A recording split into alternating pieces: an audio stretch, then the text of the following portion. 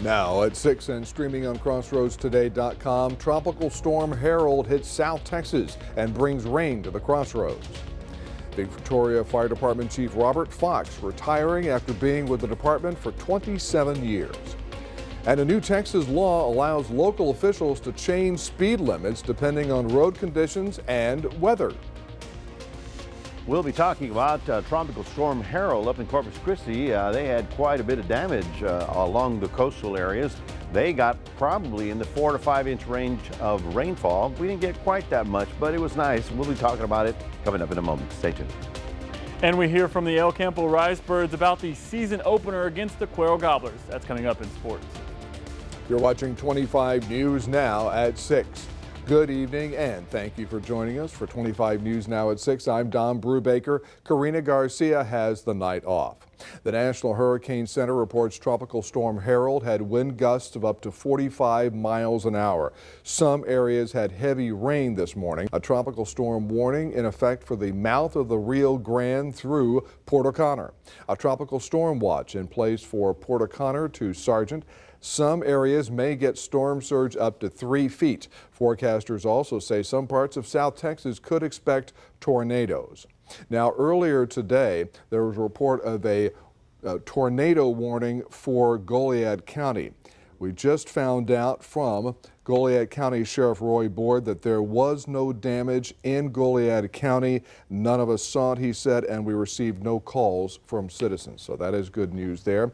This is an alert day as a tropical storm hits South Texas. Now let's take a first look at your forecast. Here's First Warning Storm Team Chief Meteorologist Mac Pettis. Mac, we got some rain out of this. Yeah, but we were wanting more, but we got some much needed rainfall around the area. This is Corpus Christi down there at the Bayfront Harbor, and you can see how the water level is up about good 2 to 3 feet.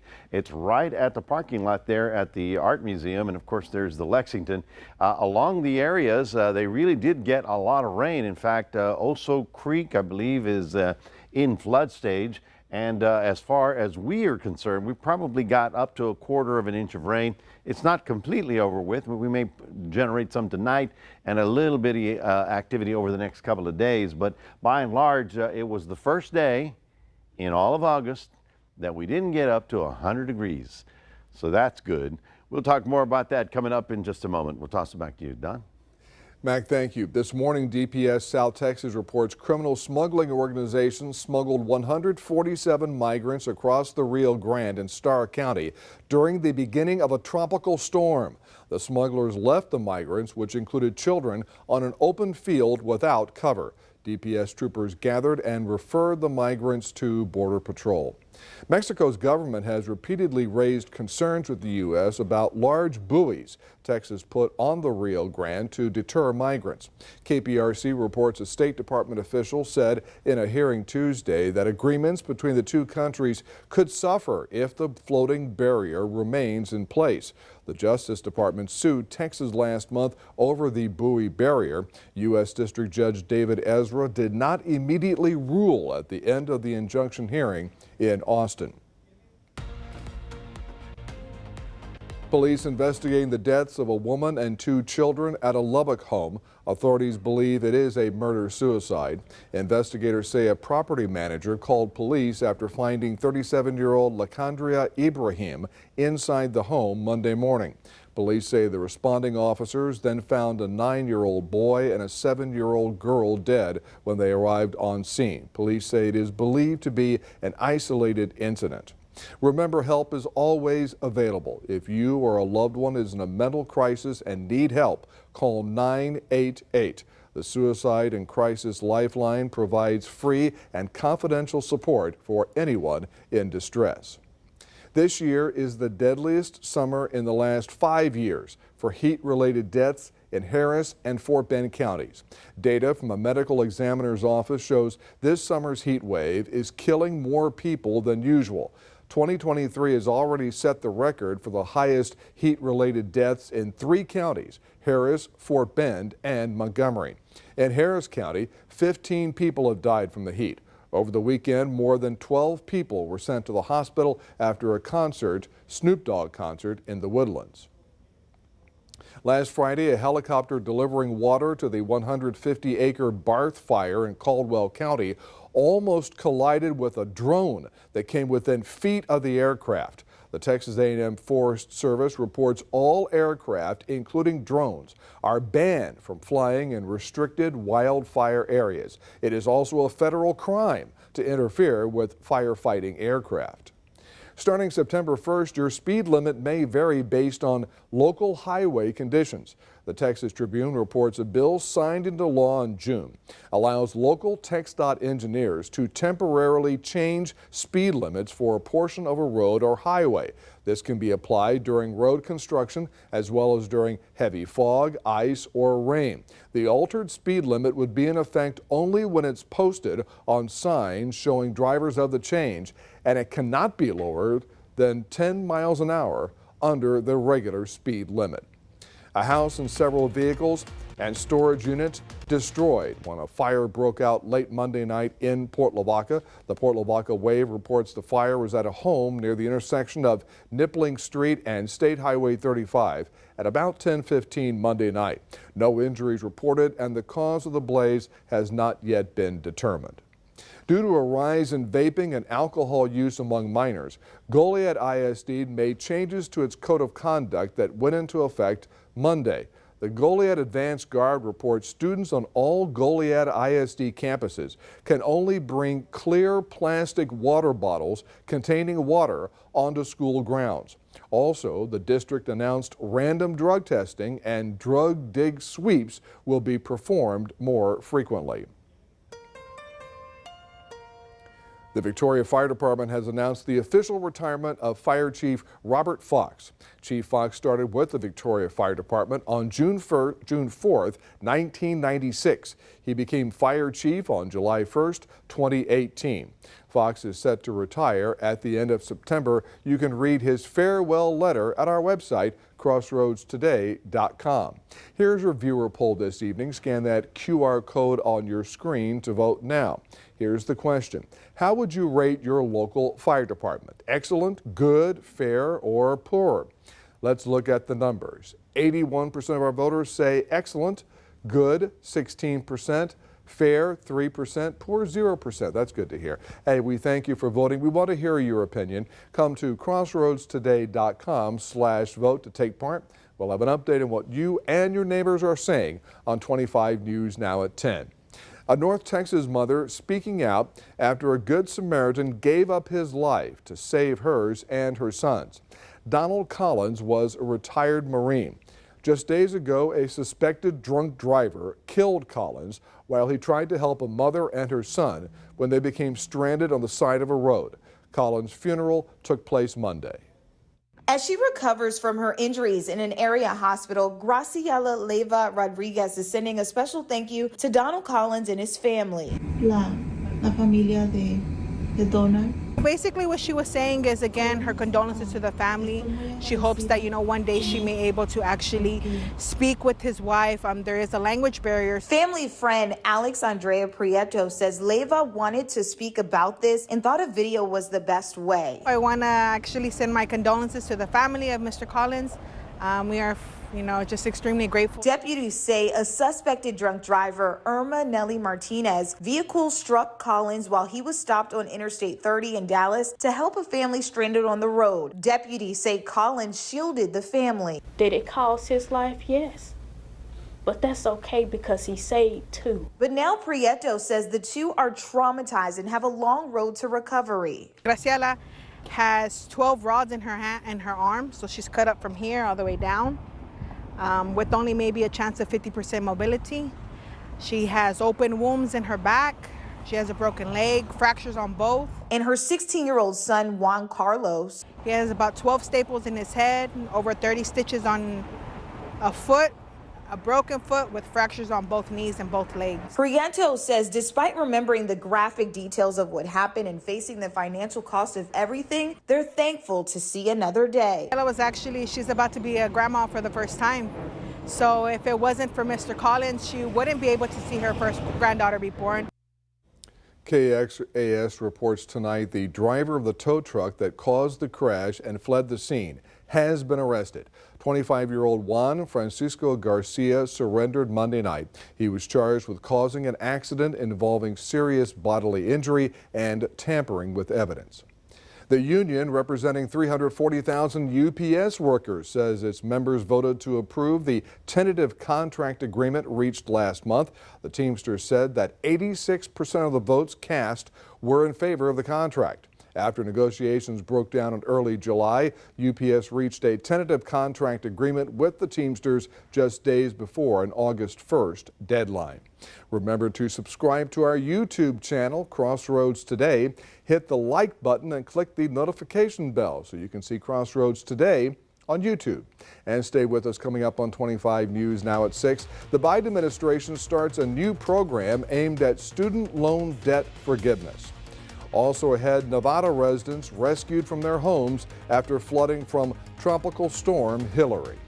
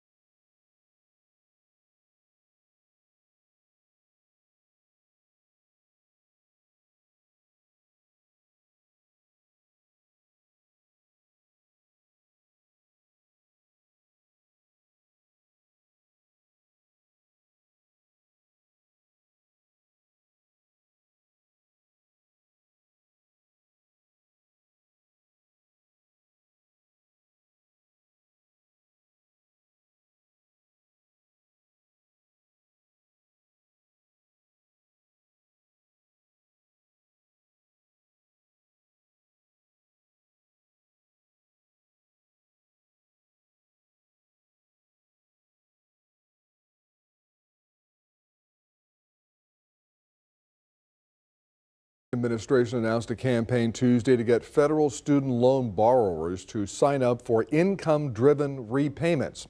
KRIS reports interest on student loan payments begins in September, with payments expected to resume in October. The website automatically imports income information from the IRS. Those who apply for income-driven repayment plans will need to have their income recertified yearly. Borrowers with only undergraduate loans will be expected to pay 5% of their income. The CDC has issued a frightening report on maternity care in the U.S. 1 in 5 women reported mistreatment while receiving maternity care, while nearly 10% said health care providers ignored them, refused to help, or took too long to help. 1 in 8 black mothers said they were discriminated against because of their race. Researchers believe this explains why black women were more than 2 times more likely than average to die from pregnancy or childbirth in 2021. The Nevada Department of Transportation said around 200 feet of roadway washed out due to flooding from Tropical Storm Hillary. The National Weather Service warned a flash flood watch was in effect for several days. It was a sticky and muddy situation earlier at the Pets Are Worth Saving shelter in Pahrump. Because of runoff from recent mountain rains, water rushed into the kennels at the nonprofit animal rescue. This morning we got up, the whole thing was completely flooded, covered in water. We have probably about 1.5 feet of mud inside. All of our dogs were covered in mud and wet. So we all rushed down here, as many of us that could, and started clearing everything out. Not far from there, Howard Griffith became stranded in his vehicle on a residential street near his home. And he had to swim out with his 2 dogs in about 2 feet of water. All the roads here are about maybe 3 to 6 inches deep of water. And that stuff I'm used to. But this corner here, I wasn't expecting that. And as I come by, all the cars are going straight. Good, cool.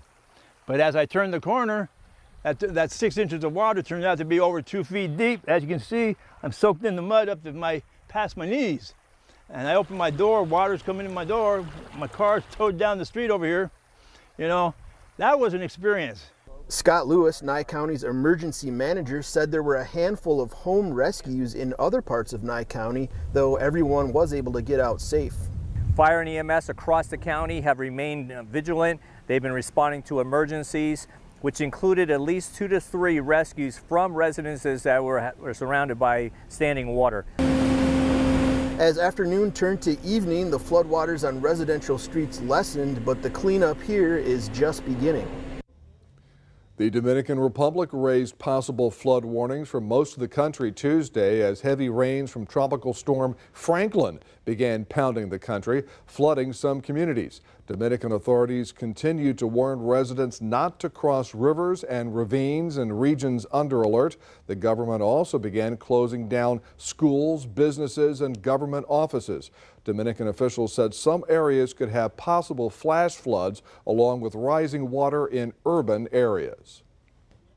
Well, the rainfall total here in Victoria County was not that impressive. We got 1/4 of an inch of rain, and that makes 2,500 for the entire month, okay? But that brings our annual total up to 20 inches and 1900. That's 5.5 inches below normal for this time of the year. There's still a chance for more little rain showers around the area, but the big stuff was all down south. We'll be talking about that coming up in just a moment. Stay tuned.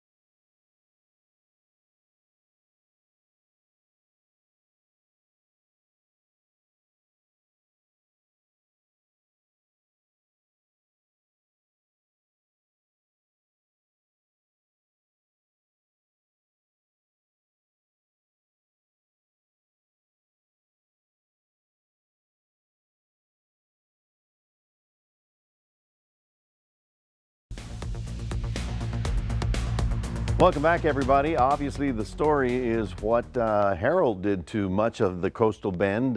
South Texas, of course, getting much of the heaviest rain that we see. I wanted to show you this, but first let's do our weather poll because I know all of you were affected by this. Were you affected by Tropical Storm Harold? Did you get flooding? 14%. Power outages? Not bad, only 6%. Tornadoes? Well, no, we didn't see anything touch the ground, but we did have some warnings, and a lot of people say no. A lot of people saying bring on the more rain, but all we got was about 1/4 of an inch here. This is the video from the Corpus Christi area, and you can see they had power lines down. The surf, or the storm surge, came up a good 2-3 feet because in the harbor, or in the bayfront, the water came up right up to the parking lot, so they're having to deal with that as well down south. Now, at this hour, there's the city, and you can see how most of the rain to the east has sort of fallen apart, but there's still some heavy stuff. In fact, there's one big storm going from Seguin over to about the San Antonio area with a lot of thunder and lightning in that one. By and large, though, the county did get about 1/4 of an inch of rain, but we kind of divided in half. Like, here's the county, Here's the city. The northern areas in green got up to a quarter, but the southern areas in blue got up to almost a half an inch in some spots. But you can see definitely who got the bulk of the activity. Here's Corpus Christi and Nueces County, all the way up I-37, even all the way to the southwest Texas. They got some significant rainfall even in Falfurrias. That's probably in the 4 to 5 inch range right about there. And so heavy rains all the way out to the west. Now this is good because it does bring moisture to the Rio Grande and the Frio and the Nueces, but unfortunately the Guadalupe probably didn't get much in its watershed. So now as we wear on through, this is something to celebrate. This is the first day in August that we have not been over 100 degrees. How about that? So that's something to celebrate. So as you can see it again, the city's right there. Most of the shower activity has gone, and certainly the heaviest stuff, clearing out of the area. Tomorrow, we'll pick up a few little showers, but that's because of the leftover moisture. The little heating will come in, pop up a few little showers, so we may see a few more little rain showers. With the bulk of the event, the storm is pretty much over. It's less than 30-mile-an-hour wind circulation. The warnings have all ended, but places like Del Rio, all the way to the Big Bend, all the way to El Paso are going to get rain out of the remnants of that storm. The storm itself is probably crossing into northern Mexico, but it's going to make a beeline all the way to, I don't know, Lordsburg, New Mexico, where they're going to get rain out of that as well. So let's take a look at what we can expect for the next couple of days. We are going to be quite humid, and I wish I could tell you that that was the end, that we were never going to see another 100-degree temperature. I can't say that, unfortunately. 83 tomorrow morning in Port Lavaca, getting up to 94, but the southeast wind kicks back in, and that'll bring all that moisture out there, start popping up a little cloud cover. For those of you out in Cuero, we've got another day where we're not in the hundreds, only 99. But there will be additional pop-up showers during the afternoon hours. But again, they're not part of the storm, they're just the lingering moisture. And this may look more impressive than it really is. All I'm saying here is that it's going to be hot and humid, temperatures getting back up to the hundreds, and every afternoon we'll pop up 1 or 2 little showers, so it's barely a 20% chance all the way through the weekend. That is your 7-day forecast. Reminding everybody, we do have a QR code. We'd love for you to scan that and put Crossroads Today on your phone. Here's Don. All right, Mac, thank you. Sports director Gino Perez is here. And Gino, who's number one? Well, who's number one is the Goliad Tigerettes, and they're taking on the Yoakum Lady Bulldogs. That's coming up after the break.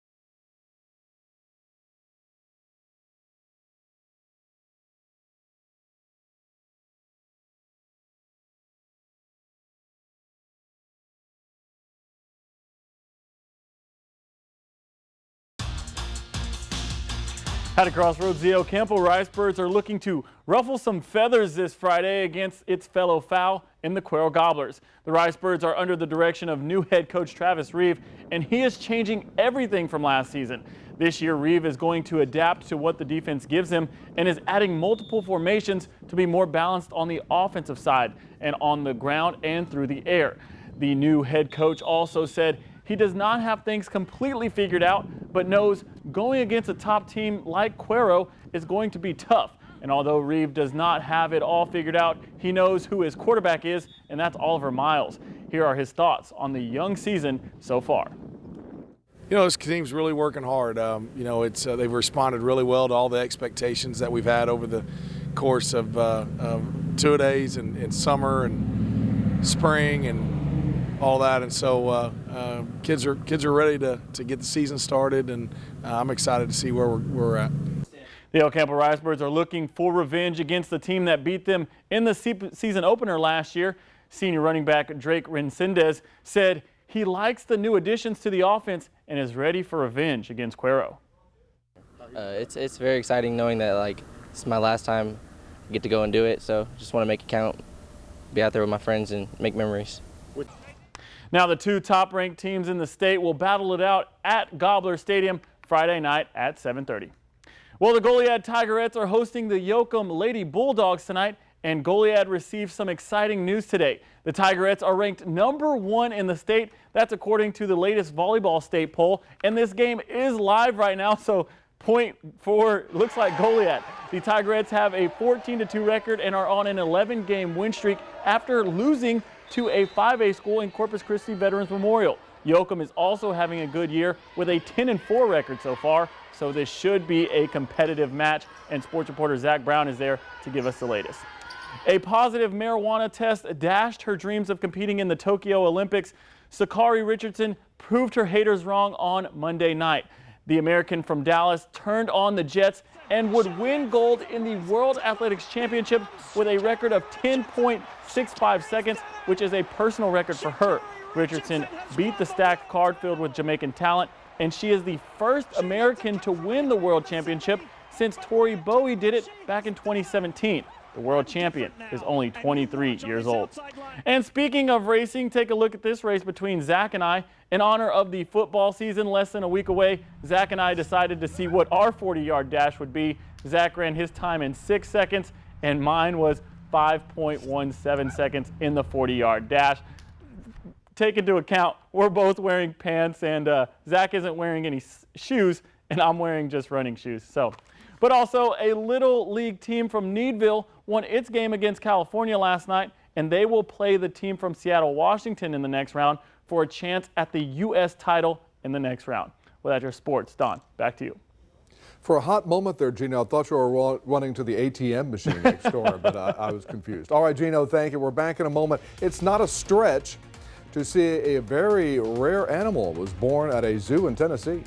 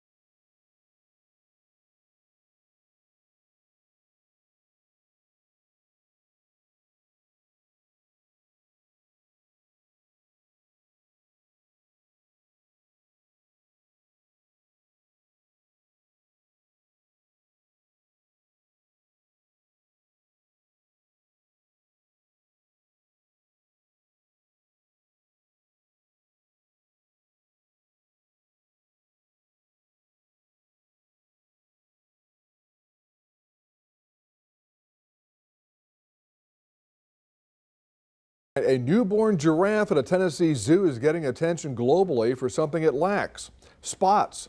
The baby's the only spotless reticulated giraffe on Earth. Now, reticulated giraffes are a species that usually have orange and brown spots, but this one is a solid brown. Along with missing spots, the newborn lacks something else: a name. And Bright Zoo is now conducting a contest to name her. Just get on their Facebook page.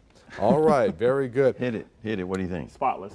Spotless? I was going to call him Brownie. There you go. Do we call any more rain tonight at the Crossroads? There may be a few sprinkles, Don, but you can see on Doppler radar here how the bulk of the activity is basically pushed west. There's actually big storms in San Antonio right now, but for us in the Crossroads, a weakening shower activity. Now, tomorrow morning you'll see a little sun, but tomorrow afternoon we may pop a few little ones as well. So hopefully we'll get some more. We'll take that too. Meg, thank you, and thanks for joining us.